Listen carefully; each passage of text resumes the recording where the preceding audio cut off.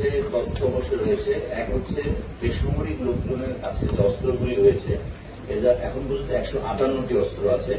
তাদের নির্ধারিত তারিখে জমা দেওয়ার কথা ছিল, তারা এখন 158টি অস্ত্র জমা দেয় নাই। এটা হচ্ছে বেসামরিক অস্ত্র আর লাইসেন্সধারী অস্ত্র, যারা বিভিন্ন সময় বিভিন্ন ব্যক্তিবর্গ যেটা নিয়ে থাকে 158টি। তার মধ্যে কতগুলো জমা হয়েছে? একটাও জমা হয় 158টি, মানে লাইসেন্সের অস্ত্র তো অনেক জমা হওয়ার পর 158টি এখনো জমা হয় নাই। সেটা গতকাল সন্ধ্যা পর্যন্ত তথ্য, আজকে তো এখন পর্যন্ত আমার নিতে পারি না, আমার সময় লাগবে। এটার উত্তরটা দিয়ে রাখেন প্লিজ। আর হচ্ছে যে আমাদের রাজশাহী জেলার পুলিশের কোনো অস্ত্র এখন পর্যন্ত মিসিং নাই, আমাদের গুলি আছে।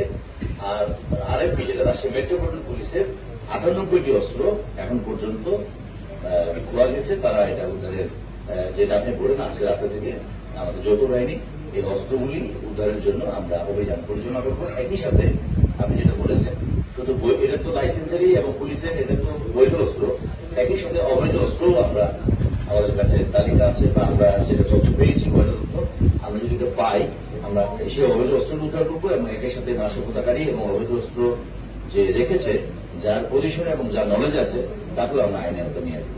পরিচালনার বিষয়টা একটু বলবেন যে কিভাবে আপনারা এই অভিযানটি আজকে থেকে পরিচালনা করবেন? এইটা আমাদের এখানে যৌথ বাহিনী বলতে এখানে আপনার বাংলাদেশ সেনাবাহিনী, র্যাব, বিজিবি, পুলিশ, আনসার এবং জেলা প্রশাসনের যে জেলা ম্যাজিস্ট্রেট যিনি আছেন, জেলা প্রশাসক মহোদয়, ওনারও অফিসার থাকবেন। সব মিলে যৌথ মিলে আমাদের এই অভিযানে পরিচালনা এবং সন্ত্রাসীদেরকেও এখানে আওতার মধ্যে নিয়ে আসবেন কিনা, ইনশাআল্লাহ।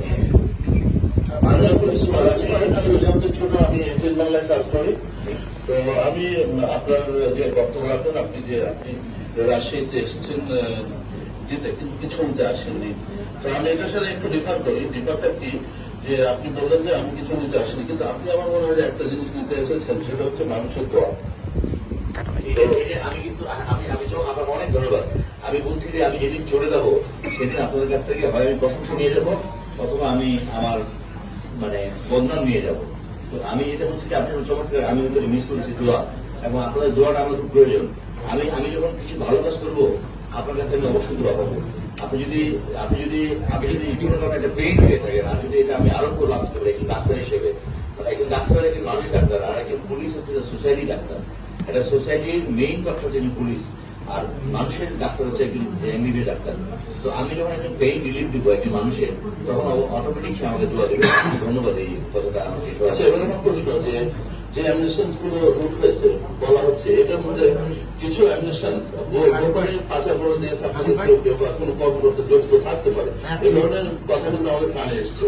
তো এই যারা আপনার রাষ্ট্রবিরোধী কর্মকাণ্ডে বা বিরোধী সরকারের দোষর ছিল, এই ধরনের কোনো কর্মকর্তা কিছু অ্যাম্বুলেন্স পাচার করতে বা দুর্বৃত্তদের হাতে দিয়েছে, এই ধরনের ঘটনা থাকতেও পারে। আপনি এই বিশেষভাবে এটা তদন্ত করে দেখবেন যে অ্যাকচুয়ালি প্রত্যেকবার পাওয়া গেছে না এগুলো পাচার করা হয়েছে বা অন্য কারোর কাছে যাওয়া হয়েছে, এটা একটা দেখবেন। তাই আর আমরা প্রতিদিনের খবরটা আপনাদের একটু পেতে চাই, যে আপনাদের অভিযানের খবরগুলো।